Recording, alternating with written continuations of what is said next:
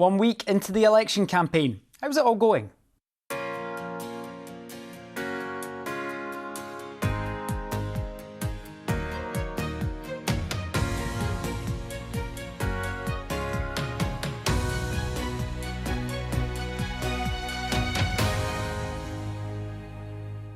Coming up on today's programme. Campaigning is well underway, but Labour face questions over their treatment of their MP Diane Abbott. The First Minister tells BBC Scotland he won't back sanctions against Michael Matheson after some confusion about the SNP position. I won't be supporting the sanctions that are put in place. Michael Matheson should not resign as a member of the Scottish Parliament. There's a process that's been gone through and Parliament will come to its conclusions today. Afternoon. It's very cliche to say that a week is a long time in politics, but like many cliches, it's true. This time last week, we were wondering if a general election was about to be called. Now, we're in the thick of a campaign. MPs are heading back to their constituencies to canvass for votes, but business at Holyrood continues. Let's hear first from our political reporter, Jenny Davidson. Jenny, a Westminster election, but the fallout does impact Holyrood, doesn't it? Absolutely, it does. All issues become election issues, regardless of whether they're actually Westminster reserved issues or whether they're devolved to Holyrood, because voters are voting on which party they think is doing well or will do well for the issues they care about, and they don't really bother too much about which government specifically is responsible. But yet, a big difference at the moment really between Westminster and Holyrood is, of course, Westminster has dissolved now for the election, so MPs free to just go out and campaign every single day. Holyrood, in theory at least, is continuing business as usual until the end of June. There's still normal bills, normal issues being debated there. But of course, everything becomes very heightened, very party political. Most things can become election issues, as I've said. So we're going to have quite a lot of politicking and electioneering, perhaps, as far as they can get away with from Holyrood as well. Thanks, Jenny. We'll have a chat with you a bit later on in the programme.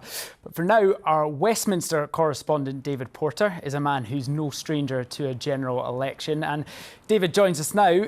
David, some questions about the status of Diane Abbott. Can you fill us in on the latest about the Labour MP, or will she stay a Labour MP? Yeah, where we thought there was a bit of clarity, there is now a bit of confusion. Let's just rewind a little bit. Diane Abbott lost the Labour, was kicked out of the Labour Party more than a year ago after she wrote an article which was deemed by some to be anti-Semitic. She apologised for that, but an investigation has been going on. Last night we learnt that she had had the Labour whip restored, i.e. she was back in the Labour Party, so officially a Labour MP. This morning she let it be known that she thought that Labour would block her from being an MP in the forthcoming election. Now, this is all pretty important because Diane Abbott is a totemic figure in the Labour Party, not only the party's first black female MP, but before the last election in 2019, she was the Shadow Home Secretary. If Jeremy Corbyn had won, she would have become the Home Secretary in his government. Now, Jeremy Corbyn has since left the Labour Party. He'll be standing as an independent candidate. And the question now happens, what will happen to Diane Abbott? She does not think that she will be a Labour candidate come the election. If that isn't the case, what happens? Does she decide to stand as an independent? This morning there was, as I say, further confusion. The waters muddied ever so slightly. My colleague Leila Nathu caught up with the Labour leader for his assessment. Diane Abbott, one of your MPs, has told the BBC that she has been barred from standing as a Labour candidate. Yes or no, is that true? No, that's not true. No decision has been taken to bar Diane Abbott.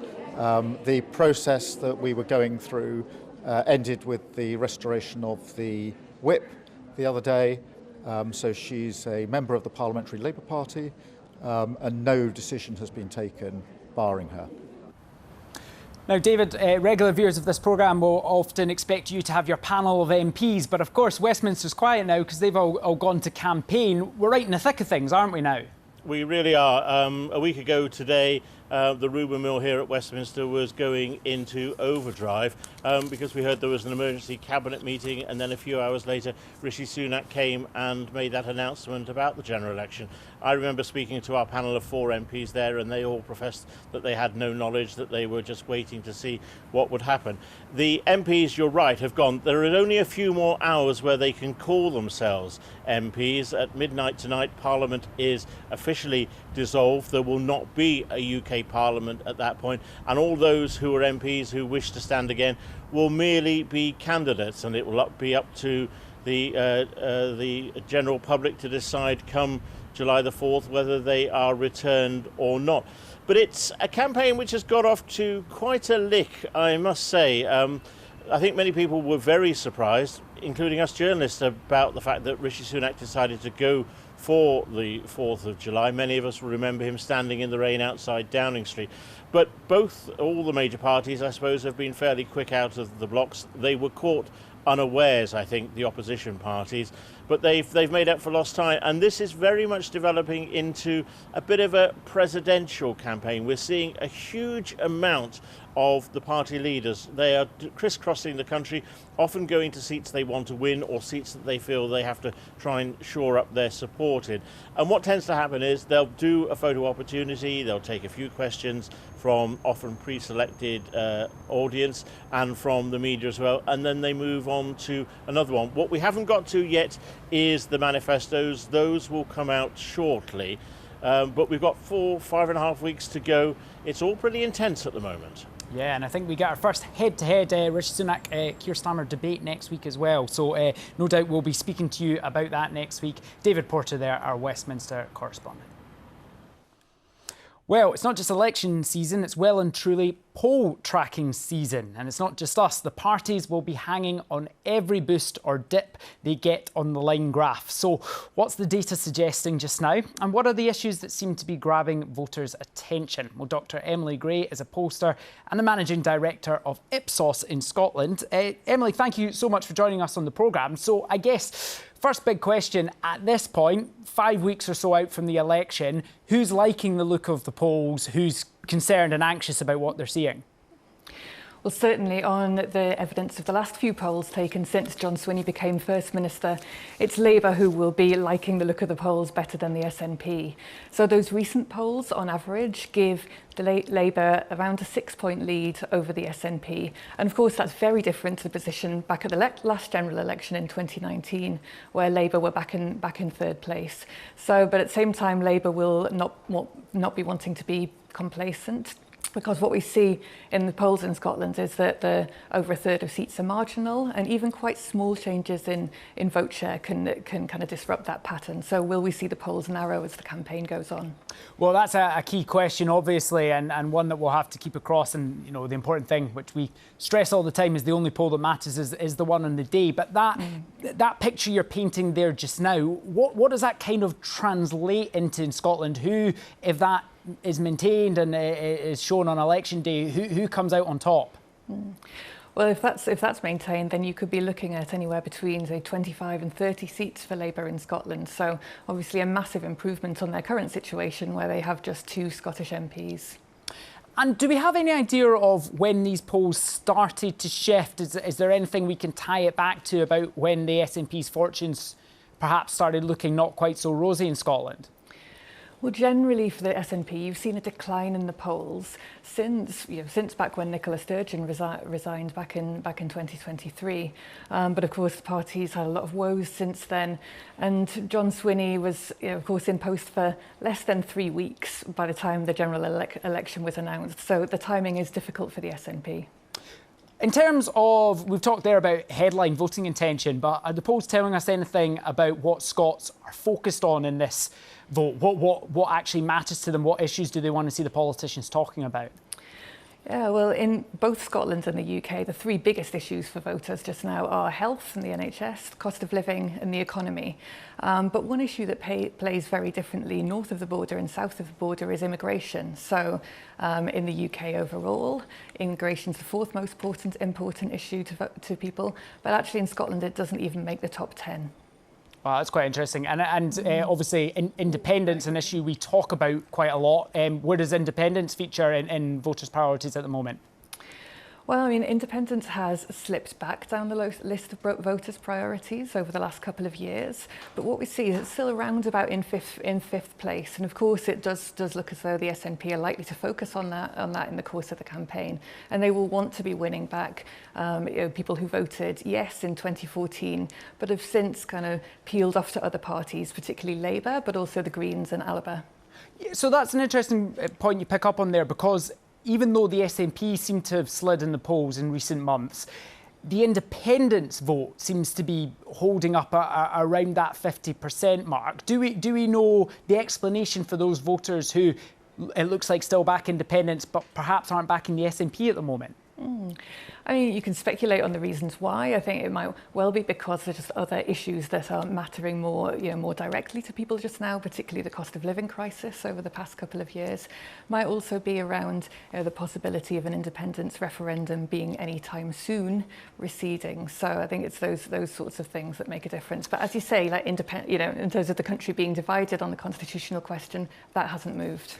I had a look at some of the polls that came out yesterday. I think there were 3 published yesterday, and quite a big, these were UK-wide polls, but quite a big variety. One showing Labour 27 points ahead, one just showing Labour 12 points ahead. And I know they weren't your polls, but as a pollster in general, how confident can we be when there's that big a variation in the leads we're seeing?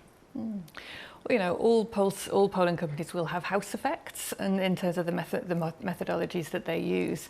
And so but I think what we would always say, don't pay too much attention to any single poll. Instead, you should be looking at trends across the polls and across the piece. And certainly, what's clear from recent polls across the UK is a very substantial lead for Labour over the Conservatives. But I think the question is, again, do we see that narrowing during the campaign? And just focusing on that as a final question, the UK-wide issue, do you expect to be, we often hear about it narrowing during the campaign, do you expect that to happen? And also, I suppose, why does that happen? Is that just people kind of paying attention to politics in a way that they normally don't when a general election's not taking place?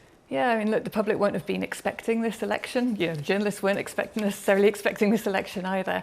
And so certainly in our most recent Ipsos poll across the UK in May, what we found is that 48% of voters still hadn't completely made up their minds. So it's that process of people making up their minds.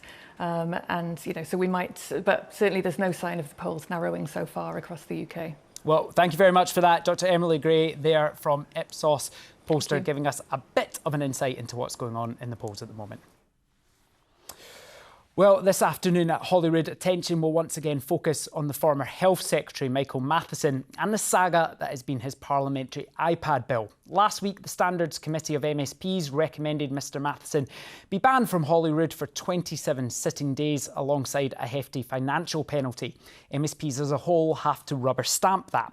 But then the First Minister expressed concern that the process had been prejudiced. There were then suggestions from his party that they would bank the sanctions after all, albeit with caveats. But that no longer seems to be the case.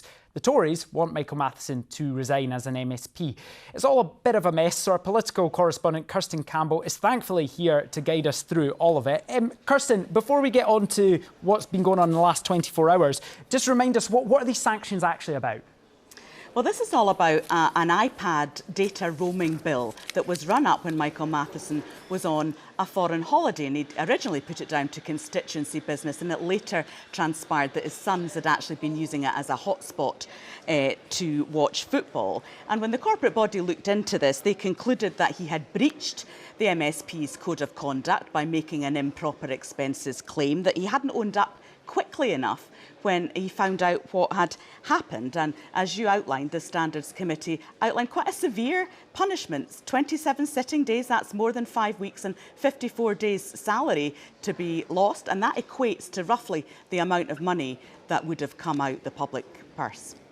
Right, thanks for clearing that up first, Kirsten. And I suppose the next question is, what's happened in the last 24 hours? Because we appear to have some changes, shifts in position about what exactly the SNP were doing. Well, the First Minister has always been clear that he thought this sanction was too harsh, that he thought one of the committee members, Annie Wells, a Conservative MSP, had prejudged the outcome because she had tweeted about it before the committee considered it. And he said if one of his constituents had been facing a disciplinary hearing and one of the panel members in that employer had done that, he'd have been down on them like a ton of bricks. So he was always saying that he didn't want to back these sanctions. But then last night, the SNP tabled an amendment to this motion, and that basically said that there needed to be a review of this whole process because it had been biased and prejudiced. And the implication was that the SNP was going to back this amended motion, so the sanctions plus the caveat. And then John Swinney added confusion when he said, well, he wasn't going to be backing it. And for a while, it looked like the First Minister and his party were taking different positions on this. It's now emerged that the SNP's intention is to press the amendment, back the amendment, but then not support the motion as amended. Although there will be some MSPs that tell you there's no whip on this, so it'll be up to them how they vote, and they'll listen to the debate and take the decision when it comes to the vote later. So, Kirsten, that's getting into the weeds of this, I suppose, a bit, which we always do with these kind of motions. But fundamentally, I guess the key question here is Michael Matheson going to be sanctioned, or is it possible he emerges unscathed from this vote? I think he will be sanctioned, and I think that sanction will come into force tomorrow, and then that will mean that we don't see him back taking part in parliamentary business until after the summer recess in September. But I mean, separate to the Standards Committee debate, there's another debate going on that's been brought by the Scottish Conservatives who are calling for him to resign. They say if he'd worked anywhere else, he would have been sacked. Now, Labour back that, but they also think that the Parliament should have the same power to recall MSPs as Westminster does. So basically you could have a by-election in situations where politicians behave inappropriately. The Lib Dems back that position too, and the Greens have a separate amendment saying, you know, there needs to be some continuity about the sanctions here and the various different tariff of sanctions. So, yeah, a lot of confusion at Holyrood today, but ultimately, I think we will see Michael Matheson punished. Well, Kirsten Campbell, thank you for cutting through some of that confusion for us. Kirsten Campbell there, our political correspondent at Holyrood. Right, let's have a quick chat with Jenny on this. I mean, the Michael Matheson iPad saga, it goes back so far. It's somewhat unbelievable that we're still talking about that issue now. It's incredible. It's, I mean, it goes back more or less a year and a half because this was a family holiday in Morocco that was happening end of 2022, beginning of 2023. And so the charge was at the beginning of last year. Now, we didn't know about it at the time it happened. Originally, it just went through, and it was going to go through in a mixture of the normal parliamentary expenses and of his office expenses. And then later on in the year, this issue emerged. We found out what had happened. But it took a while even for the details, because at first he was saying that it was incurred entirely for work purposes. Then he admitted that he'd found out that his sons were using his iPad as a hotspot to watch football. He had then offered to pay the money, but it still went on to an investigation as to whether he had broken parliamentary rules, MSP's code of conduct. And it's gone through two different committees, because one committee was investigating whether he had broken expenses rule, and then it's now gone to the second committee, the Standards Committee, that we're then discussing whether to impose or what kind of punishment to impose. And they've, of course, reported last week. So it's been weeks and weeks and months of different details emerging and different decisions and reports coming out on this. And the sanction he's potentially facing, 27-day sitting ban, wages docked for 54 days. That's the most extreme sanction that anyone in the history of the Scottish Parliament, history of devolution, will have got. Is that going to... Kirsten there talked about a recall. Do you think that's sparking a debate about the idea of recall? I think the debate about recall already existed, and it's one that will continue to be raised by parties in circumstances like this. And so it remains to be seen whether anything will actually be done about that practically. OK, Jenny, thank you for a bit more information on that. Well, as we've been covering, business at Holyrood continues despite the early symptoms of election frenzy. And we can go back to the Holyrood Garden lobby now, where we have a grand selection of MSPs for us. We've got Stuart McMillan from the SNP, Miles Briggs for the Conservatives, Paul O'Kane for Labour, Willie Rennie for the Scottish Liberal Democrats, Patrick Harvey, the co-leader of the Scottish Greens. I should say, as always, we did make a plea for female contributors. Just want to make that clear. Not that we aren't happy to have you all with us. Starting with Stuart McMillan from the SNP, and we'll stick with that question about Michael Matheson. Last week, John Swinney said the Standards Committee investigation had been prejudiced. Last night, the talk from the party was that ultimately the SNP would back it. John Swinney saying this morning he won't back sanctions. What's the position of the SNP? How are you going to vote? I went to listen to the debate this afternoon, but first and foremost, I do believe that the process has been flawed. It's been prejudiced, it's been biased, and it's also a lot of political motivation in the process. Now, it's clear that Michael Matheson, he has apologised for what's happened. He said that on the record on multiple occasions. But when we look at what's in front of us today, when you've actually got one MSP who was on the committee, who came out with comments long before the committee started its inquiry, but remained on the committee, and one of her colleagues actually also came out with comments beforehand, but recused himself from that committee. How can you have a process that's considered to be fair and balanced and just if you already have somebody who's prejudged any outcome? So for me, I think the process has been fundamentally flawed, and we do need to have some type of Scottish Parliament corporate body inquiry, an investigation into a better process going forward. But Annie Wells, the Conservative member who you're talking about there, she expressed her concern about Michael Matheson before she was looking into this. It surely just has to be the way that if a cross-panel of MSPs are looking into an issue like this, some are going to be political opponents. And isn't it just too easy for you to say, well, we don't like this result because they were biased? No, but I think the flaw in your argument is the fact that there was also another Conservative MSP who was on the committee who also came out with comments beforehand. That was Stephen Kerr. But Stephen Kerr recused himself. So he then left that committee and someone else went on. So if there has to be a consistent approach taken, and sadly, in this regard, there has been no consistent approach. And just a final one quickly, Stuart McMillan, to double check. There is no, as far as you're concerned, and you want to listen to what's happening, you will make up your mind. There is no SNP position, so to speak, on how you will vote on Michael Matheson this afternoon. Yeah, so I haven't seen anything. I'll go into the chamber. I'm going to listen to what's been said. But I do generally consider the fact that what we are going to be discussing this afternoon and voting upon, the actual substantive motion from the committee, in my opinion, is very much fundamentally flawed. Well, let's put that directly to Miles Briggs from the Scottish Conservatives. Stuart McMillan has a point, didn't he? Annie Wells, who sat on the committee, who looked into this, she'd previously said Michael Matheson had misled Parliament, lied to the media. She called on Humza Yousaf to sack him as Health Secretary. Sounds like she wasn't an impartial voice in all of this, yet she was deciding what punishment he would face. Well, the committee unanimously accepted its findings and its conclusions and its sanctions, and that's what Parliament is having put to it today. But the First Minister and the SNP are just all over the place on this. They're U-turning on their U-turns. And I think that's probably because they have realised they are now on the wrong side of public opinion. If anyone else was in this position, they would face sanctions. They would also probably lose their job. So I think this is where the SNP have not only dug a hole, they're continuing to dig further and further. And I hope today will be an opportunity for Parliament to send a message and for Michael Matheson to take on board that he lied to the presiding officer, that has been clearly sanctioned, and for him now to understand he needs to take responsibility for what's happened. But above all, I think we need to look to where Parliament changes this. In Westminster, he would probably be facing beyond today a recall for his voters to then decide whether or not he can stand and they'd re-elect him, or we'd have a by-election. And for people in Falkirk, I think they deserve that opportunity. My colleague Graham Simpson and the Scottish Conservatives are bringing forward a bill to bring that to Parliament so voters can have a say as well, not just politicians. And whether or not the SNP are whipped, we'll see whether or not any of them are willing to break ranks and support further. To pick up on another point Stuart McMillan made there, your parliamentary colleague Stephen Kerr did recuse himself. He said, I've tweeted about this too much, I can't be impartial on this issue, I will step away. Annie Wells, who'd also expressed views about Michael Matheson, stayed on the committee. That doesn't make sense. Surely they should have both gone.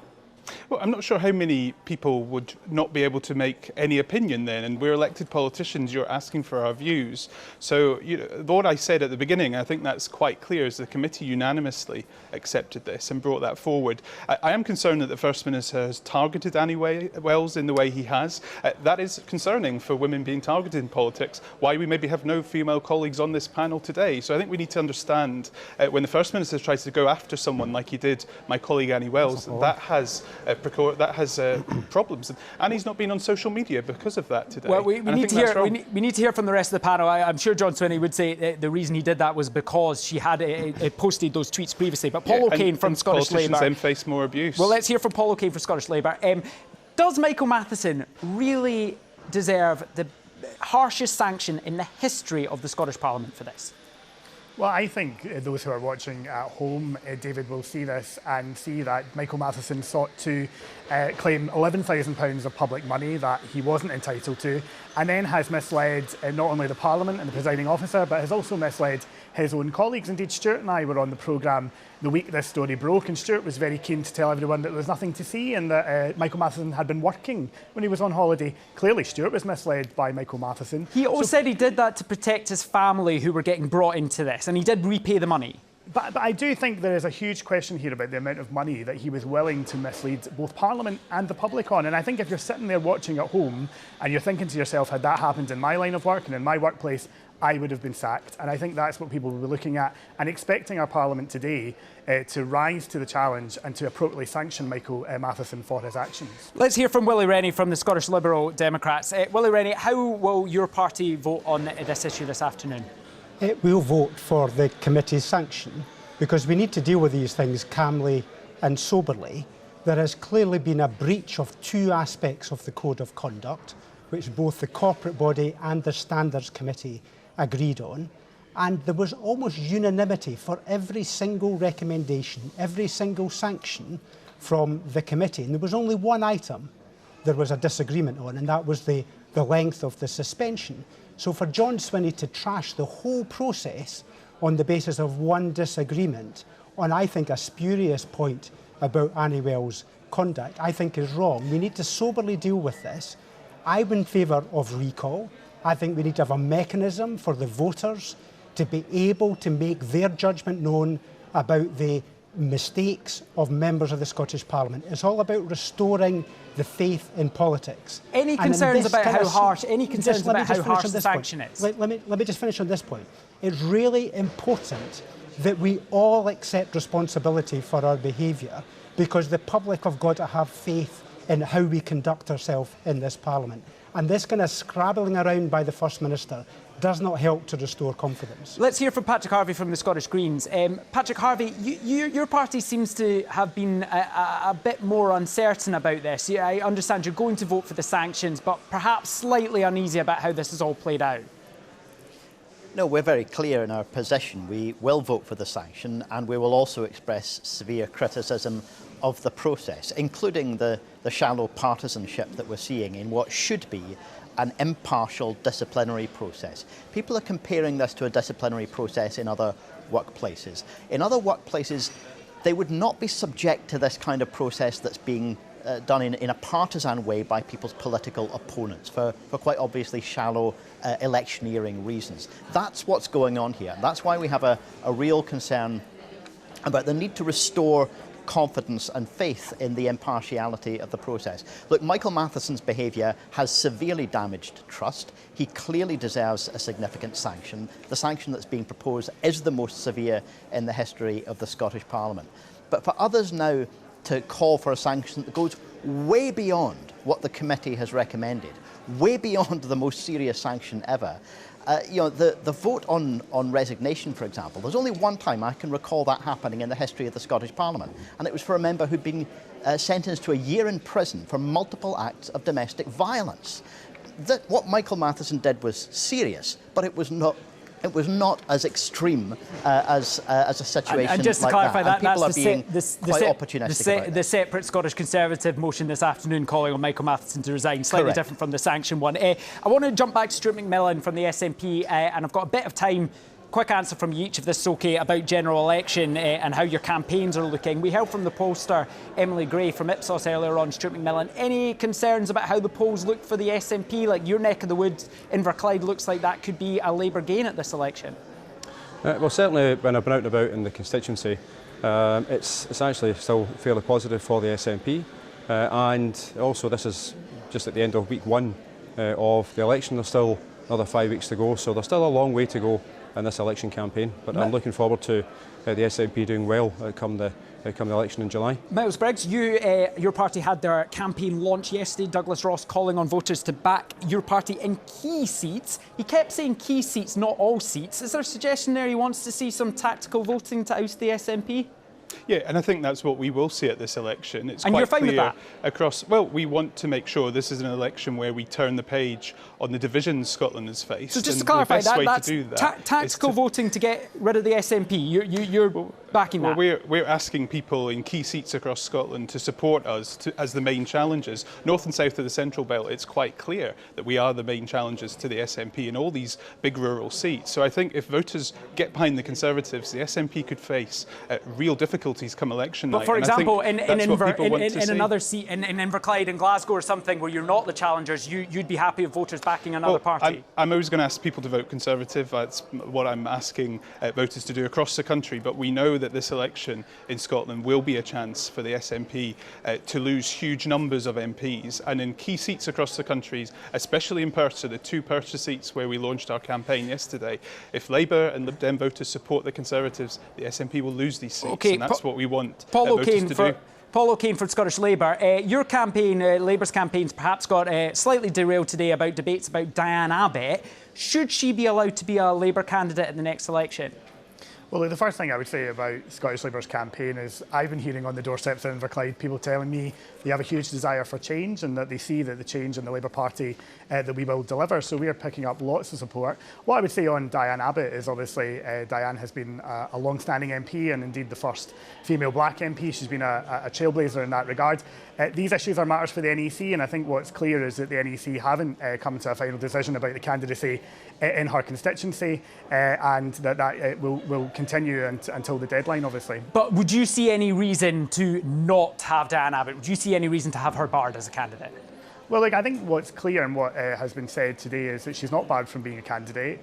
So the NEC are going through the procedures for selecting candidates, and that will continue, as I say, until the deadline is reached. But as I've said, Diane Abbott has been a trailblazer. She obviously made an error in terms of her comments on anti-Semitism, and we have to be really clear in the Labour Party that we have changed. OK, I need to be quick because I know you all need to get away to the chamber. So we'll go to Willie Rennie next. Willie Rennie, you've been doing some photo calls. Ed Davey falling off a paddleboard. He's been on a bike today. Are you taking this election seriously, or are you just having a bit of a laugh? No, we're very cheery about our prospects. I think the campaign's going exceptionally well. We're getting lots of people who are moving away from both the SNP and the Conservatives to the Liberal Democrats in important seats right across Scotland and also, importantly, in large parts of England. So we're really optimistic that we'll gain more seats in this election because we're campaigning on things like improving dentistry, access to GPs, improving mental health services, but also sewage in our rivers, including in that lake in Windermere. Well, I hope Ed Davey wasn't affected by that. Patrick Harvey, what's a good result for your election, for your party in this election, standing in more seats than ever before? I mean, a good result for the whole country, Scotland and the UK, of course, is to see the back of a toxic Tory government. But we also need to be clear that Labour at the moment, a party that hasn't decided if there's a place for Diane Abbott, but there is a place for Natalie Elphicke from the hard right of the Tory party in Labour, they are not offering the kind of change that the country needs. And if there's a block of Green MPs at Westminster from Scotland or any other part of the UK, they'll not only advocate to push Labour in a more progressive direction, but they'll also defend the right of Scotland to govern itself. That is all we have time for. Thank you very much for our mega panel of MSPs there from Holyrood, Garden Lobby. Thanks for joining us on Politics Scotland. Well, speaking of Holyrood, last night MSPs passed a bill that gives councils the power to impose a tourist tax on overnight stays and visitor accommodation. Ministers labelled it a significant new tax power that could be a force for good, but concerns have been raised about its impact on tourism. Jenny, you've been taking a look at this. What's this all about? Well, this gives councils the option of introducing a local fee on overnight stays and accommodation such as hotels, B&Bs, holiday lets, campsites and caravan parks, based on a percentage of the cost of the stay, which will be set locally at a later point. Now, the bill doesn't actually bring that in anywhere, it just gives councils the power to introduce that. And we'd expect that some councils will, some councils won't, probably depending whether they have a lot of tourism in their area, whether it's worth their while. Also isn't going to be immediate. The first schemes are probably going to be in place from 2026, and any council introducing one will have to consult on it. Now, the idea is that it will bring in some money from the tourism industry, from visitors staying, to put back into local communities for the kind of services that visitors might use. Maybe that's public toilets, maybe it's parking, maybe it's supporting tourism businesses with things like accommodation for their workers. So some people are very strongly in favour. Others are concerned that it might have an impact on the tourism industry at a time when it's already been facing a number of challenges. Now, I spoke to some people for and against, so let's have a look at that now. Ollie Hughes opened his guest house in Edinburgh just before lockdown.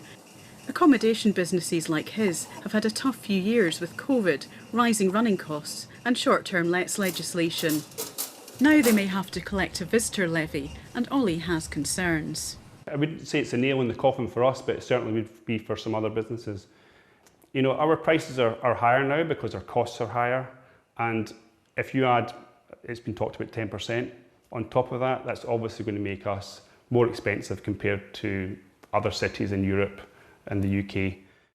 Hilary Scott is not as concerned about it putting visitors off, but she still feels that small businesses could be unfairly penalised. We've been through COVID, the licensing things, now this. It's a lot for us to take on board, and we are small business managers doing our best, but if they keep chipping away at us, it doesn't make it so pleasant for us to work in this industry, that's all. Tourism is worth over £4 billion and makes up 1 in 12 jobs in Scotland. The bill allows councils to impose a local tax on visitor accommodation in their area, with the money raised to be used to improve facilities for visitors. The Scottish Tourism Alliance was initially opposed to the levy, but now accepts there could be benefits. 18 months or so ago, we recognised that it has a strong support through Parliament, and the STA's position was, OK, well, if it's going to happen, let's work in such a way that it actually delivers as a force for good for the industry. The leader of City of Edinburgh Council wants the city to be the first in the country to introduce it. You see behind me the amazing Royal Mile in the heart of Edinburgh, and during the festival time this can be awash for hundreds of thousands of people, and that's great for the city, but it also creates additional pressures on our services, and what we're asking for is that the levy provides a few £1 extra for every visit that comes here to allow us to invest in these frontline services. He hopes it will raise £20 to £30 million. He says he's keen that it benefits the tourism and culture industry and that the people who make the income have a say in how it's used. The impact of tourism on local communities has been an issue in parts of Scotland, including the Highlands, for several years now. Some community groups think the visitor levy could provide vital funds to address this. We appreciate that public finances are stretched at the moment, but we need investment in the infrastructure to actually help deal with the kind of problems and to help make sure that host communities actually get a benefit from tourism, which I think is a bit out of balance at the moment. The bill has now passed through Parliament, but key questions remain about how it will be implemented. I'm not sure how people are going to be let know that there is a tourist tax levy being added. Do I tell them when they arrive? I don't want to have to put my prices up, which I will have to include the amount that we don't know what the percentage is yet. Do we have to invoice the guests separately for the visitor levy? If they don't contact us and pay it, are we still liable? There's so many unknowns. Yes, now a couple of things that actually weren't included in last night's bill were cruise ships and motorhomes, but the Minister in charge, Tom Arthur, has said he's open to introducing something similar specifically for cruise ships, and that he's open to any workable proposals on what to do about motorhomes. But as I suggested at the end of that report, there's quite a lot of detail still to work out in this in terms of the practicalities. Jenny, thanks very much for that, and thanks very much for the report. Well, if you want to follow the themes of the ongoing general election campaign that matter to Scotland, be sure to subscribe to the BBC Scotland podcast Political and get it straight to your feeds on BBC Sounds. The whole BBC Scotland's politics team is contributing to those, so do be sure to listen. Well, while the general election campaign is shifting through the gears, the Scottish Parliament is relatively quietly celebrating its 25th anniversary this year. And some of the Holyrood workforce have been there since the very beginning. Our political correspondent, Kirsten Campbell, who we heard from earlier in the programme, has also been treading the corridors of power for all that time. She's been speaking to some of the long-serving staff and hearing their reflections on a quarter of a century of devolution. So there's lots of spare chairs. Gillian Baxendine's job is all about bringing people and Parliament together. It makes a massive difference because you can talk to organisations, but hearing direct from someone who's affected by the cost of living crisis or changes in education or the group we've got in today from Dumfries. So the committee hearing directly from them just brings it alive and really makes them think about the impact of what they're doing. Back in 1999, Gillian was tasked with organising the opening ceremony, including commissioning the fanfare. And what you're seeing now is James Macmillan, composer of the special fanfare for this occasion. We had to get a whole bunch of staff to walk into the chamber at about the pace we thought MSPs would walk at and the Queen would walk at, so that he knew how long it should be. And then on the day, somebody started it off too quickly and we had to cancel it and start it again. Slight hiccup. This is obviously the library. David McGill is the clerk and chief executive of the Scottish Parliament. In other words, he's the boss, responsible for almost 600 staff. He says COVID was the biggest challenge he's faced in his 25 years at Holyrood. The day that we sent everyone home, I remember walking around the building before I went home to find workspaces that were usually teeming with people and activity just deserted. And it was a very, very strange feeling. Good afternoon and welcome to the Scottish Parliament's first ever Party Leaders Virtual Question Time. He knew he had to find a way for parliamentary scrutiny to continue.